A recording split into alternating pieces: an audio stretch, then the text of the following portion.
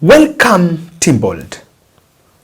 Now, I want us to listen. You know, we have all followed the discussion between Ruto and Gachagua. And today, it is the first time that they were coming together. So I was keen to look at what will Rigathi say to Ruto about that disunity debate. And if you listen keenly and if you are analytical, I want to urge you to watch this video.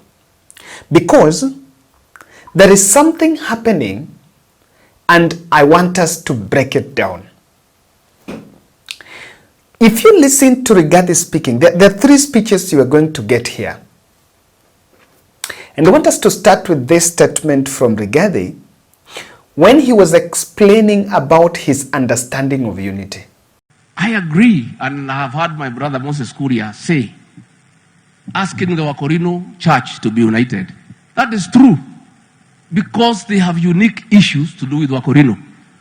But the unity of the Wakorino does not mean they are uniting against the Catholic Church or against the PCA Church. It's because they have unique challenges ya Wakorino. Alafu Wakorino wakuwe united, AIPCA wakuwe united, PCA wakuwe united, then all the churches of Kenya come together as one solid church.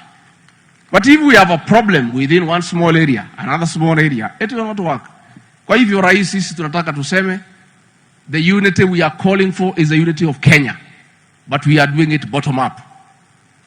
I want to say, and it's on record, Your Excellency, you know, Governor Susan Keheka knows, the amount of time I spent here in this county, Pale Molo, trying to heal the wounds of what had happened before.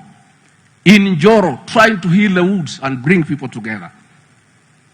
I'm a peacemaker and I'm a uniter of people. And that is work, Rais, ukinikubalia nitakusaidia kuunganisha wa Kenya through the bottom-up approach. Tuanzie chini tukiunganisha zizi zote nyuma ya rais wetu. So, like he was using that example of Akorino.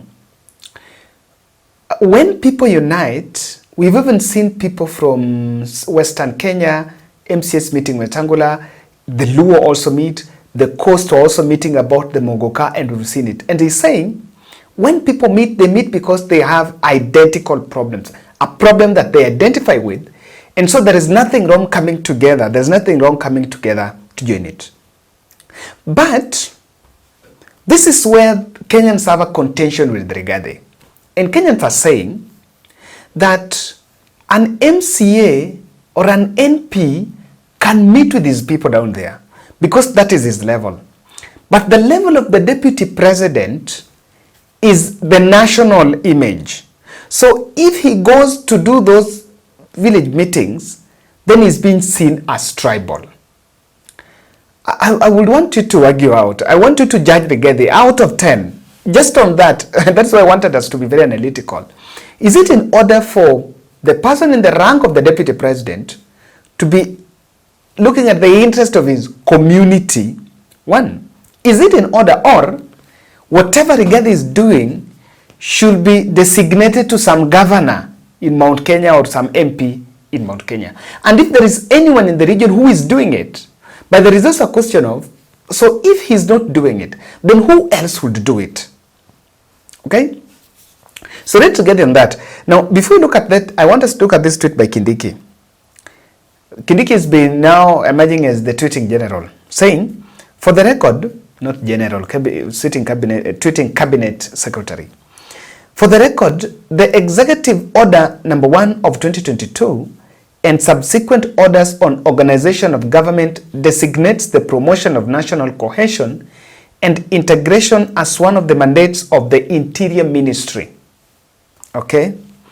And so is the promotion of national values as espoused in Article 10 of the Constitution. National unity is one of the pillars on which our national security is independent. I don't buy this. I don't buy this from Waziri. Why? This national unity, I think Kenya Kwanza failed its test the day they started picking their cabinet. That's where they failed the test. And then from there, state appointments moving and even budget allocation and everything, that's where they lost it. So this national unity thing, it's not something just to be spoken, or it's not about, because what I can tell you is Rigathi will break in politics. You can break all the written rules. Politicians break all the rules all the time. Yeah, they should not even be speaking in church, politicking in church, but they break that rule and take 60% of the service to speak about politics. So after taking Rigathi, I want you to get the argument from Kimani Ichung'wah, one of the politicians, to be honest. I want you to listen to him here. Ukitaka kuunganisha watu wa Mlima Kenya, tuunganishe tukiwa ndani ya serikali yetu ambayo tuliunda na William Ruto na Wakenya wengine wa aina zote, kabila zote, kutoka kona zote za Kenya, ili tufanikishe maendeleo ambayo tuliambia watu. That we hold offices that bestow on you the role of being a symbol of national unity. Before you listen to what I was saying was, he's amongst of all Kenya Kwanza politicians, if there is one person, honestly, I always feel is the worst, is Ichung'wah. I think he is so bitter and is the most tribal. Let me even tell you. It's this one. That one's very tribal, just like Rigathi anyway. So, if you listen to what he's saying, there is something else he's saying. He's saying that why we are being told to unite is because we are not uniting for the interest of Mount Kenya. We are only uniting for interest of someone who wants to be the kingpin or someone who wants to have the community around him. And you remember the time when Rigathi said that he will name and shame traitors, people who are going against him. But I don't agree with Kimani Ichung'wah on this. It is not wrong, even if it is not Rigathi, but it is not wrong to unite as a region behind one person. Because again, unity also needs a prefect. You must not unite against, but you can unite around. And that is why Rigathi said 1 man, 1 shilling, 1 vote. The reason why he said 1 man, 1 shilling, 1 vote was, I believe, that he also wanted these people to unite around that idea. Okay? And in fact, you can only bargain better if you unite. So, let me tell you the trap Mount Kenya has gotten itself into. Because Rigathi called for unity, and he called for unity in Mount Kenya, and he has so many other enemies in the region, they have all been told to talk to Rigathi about the national unity. But what I might also want to ask, and this is the question someone might answer, I wish someone can have an answer, and especially someone from Mount Kenya. Apart from the unity call from Rigathi, is there another unity call that is also bringing Mount Kenya together? Or the region is simply blinded to believe that there is no unity apart from the national unity? You know, I want us to have that debate. Luo Nyanza converge around Raila, and there is the national unity. Western is two things are happening. Wetangula is struggling with some unity. If you look at Natembeya, is struggling with some unity. And by the way, look at the things Natembeya is saying in Western. And no one seems to have a problem with him. If you look at Mombasa, something is happening around Muguka, and they are uniting around it. So Mount Kenya should answer us, give us an answer. Now that President Ruto has told all of you that the speech you need to hear to talk about is national unity, is there a reason apart from Rigathi and away from the Rigathi's 1 man, 1 shilling, 1 vote to unite? And are they doing it? Oh my goodness. My people from Mount Kenya should talk to me about this. You guys are the majority in this channel, by the way. Talk to me. I want to read the comment section. Is there a reason for unity? Or the Ichung'wahs and the team have only been told that nyinyi ongeni national unity. Hiyo unity ya nyumbani hiyo msiongele. And That's what they're getting themselves into. And the last speech is by President Ruto. And this one by President Ruto is equally about a thunderbolt. Nyinyi ndugu zetu viongozi, na waomba. Waswahili wanasema heshima si utumwa. Sote tuheshimiane. Tufanye kazi kwa pamoja. Wengi wenu mnajua mahali tulianza. Hawa viongozi wote hawa. Kina Jane hapo, kina Martha, hawa watu wote walikuwa pamoja. Hawa wote, kina KJ, all these people, we were together. Mnajua tulianza, vile tulianza. Na vile Mungu ametusaidia. Tumefika hapa sio kwa bidii, sio kwa kujua, ni kwa maombi. Mungu ndiye ametufikisha hapa. Jameni, tusije tukasahau vile tulifika hapa kwa maombi. Na tulikubaliana na nyinyi sote tukiwa pamoja ya kwamba tunataka kutembea pamoja. Na mimi niliwaahidi, and I intend to keep my promise. Mimi niliahidi hawa vijana, mimi nitawalea. We will mentor them so that they become better leaders tomorrow. Better than us even. We will be very proud that we mentored people who became better than us, because that is the surest way of having a greater nation tomorrow. So, musikuwe na wasiwasi. Naona mnapata wasiwasi kidogo. Musikuwe na wasiwasi. Unajua, hawa wanajua wakati tulikuwa tunapangana pale, tukapangana, nikaita wabunge hawa, nikawaambia sasa nyinyi wabunge, kwa sababu tumepangana vizuri, mimi nataka munitafutie, mnaona tutapangana namna gani, tuwe na deputy wa kunisaidia. Hawa wabunge wakaongea, nikaona wananielekeza kwa vijana. Wakaniambia kijana fulani ni mzuri, kijana fulani ni wa bidii, kijana fulani ni wa namna hii. Lakini mimi niliwaambia hapana. Wacha mimi nipangane na huyu Rigathi. Ni kweli ama si kweli? Si ni kweli? Kwa sababu huyu Rigathi ni mtu ya rika yangu. So tunaweza kupangana na yeye, ndio tuweze kusongesha mambo mbele. Na niliwaambia hawa, hata kama nimesema sijakubaliana na nyinyi kwa wale vijana mlikuwa mnapendekeza, lakini hata nyinyi hatutawaacha, tutawamenta polepole. Ndio leo mimi nafurahi sana kwa hawa vijana. Niko na vijana wa bidii. Kwa hii kamati yetu ya bunge tuko na vijana wengi na wanafanya kazi mzuri. The things he's saying there, he's saying, Rigathi, relax. Me and you, we decided that we will mentor these young people. And if me and you are supposed to mentor these young people, he's simply telling Rigathi that when I am going home, I should go home with you. Now that's the point of departure. What Ruto also does not understand, and not he does not understand, he understands, but he does not want. Ruto knows that if anything happens to him today, Rigathi is to be the president. And it is natural.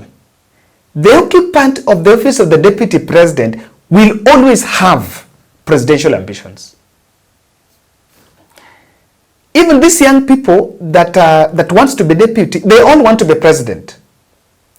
So with Rigathi the same, Rigathi also wants to be president. And Ruto knows that Rigathi at one point wants to vie. And that is the fight that is going on. So let me explain and say some few things. There is something that I've just realized. The real fallout between Ruto and Rigathi, there is a fallout. That's number one. It is not a fallout in the magnitude of what maybe the media is reporting, but there is a clash on ideas on the 2027 approach. There is a clash. That for sure, I think I've analyzed this thing and I've realized it's not true that a game is being scripted here. No, that's not it. there is a problem, and the problem is being caused. This is the point of misunderstanding. Number one, Rigathi wants to be Mount Kenya to unite, for Mount Kenya to be united around him, behind him for 2027 again. And that is why he's demanding that no one should go to Ruto except through him. Why? Since he tried that, and they all that failed, that's why he went now seeking for Uhuru. And if you listen to what Mugai Njoroge said, he asked, Uhuru should support Rigathi and hand over power to Rigathi. Okay? I may not support, I don't support a presidency of Rigathi. I don't even want to reason about it. But there is something I also know in politics, that if Mount Kenya will make the same mistake they made in 2022, then they will still continue to complain. Why? In 2022, there was a gentleman approach. And there is something that Rigathi wants. What Rigathi wants now is, converge around me. When you reach 2027, we bring a leg. If in that stool there is ANC, which is Musalia, there will be another leg of Rigathi, and there will be another leg of Ruto, so that we bargain. That's what Rigathi is struggling to do. And when we bargain, I'm just projecting, Rigathi might ask Ruto, support me for 2027. And go in public and say that you want to support me. Now, that third leg comes with something else.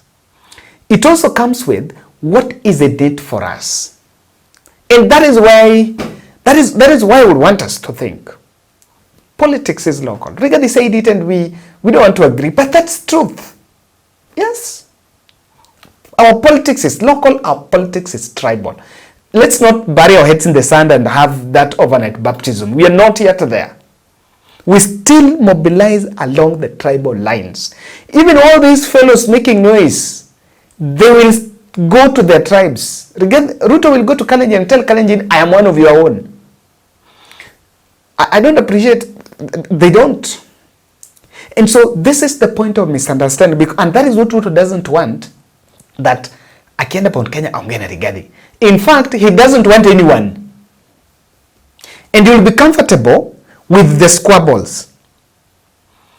They will squabble, but they will still remain in Kenya Kwanza. He will want, by the time he's going to 2027, if he's going to campaign, he will not be on Rigathi. He will not be on Dende Nyoro. Because someone should ask. And that is why I asked, if the Rigathi unity is wrong, then which one? Just that. Take, for example, Luo. Someone should not lie to you. In 2027, is ODM and Raila team are still there. That is the leg. That is the leg. Same to Kampani. Kalonzo Musyoka will be the leg. And that is not my decision. That is not my thinking. That is the nature of our politics. So I think that's the point number one. Point number two. Rigathi wants to be president. And from where Ruto is seated, he wants to retire with Rigathi. He doesn't want Rigathi in his succession politics. Why? And that is why he wants to get done with him by 2027. It's likely to happen. Likely. He's telling Rigathi, relax. Relax. Tuli promise, kwamba we will take care of these young people. So relax. Why is he telling Rigathi to relax? He's telling Rigathi to relax while Sudi and Nyoro and Babu Owino and so are campaigning. Why? Because he wants him out of the succession politics. The reason why I want this is because he knows the same medicine, the same thing he did against Uhuru Kenyatta will be done for him.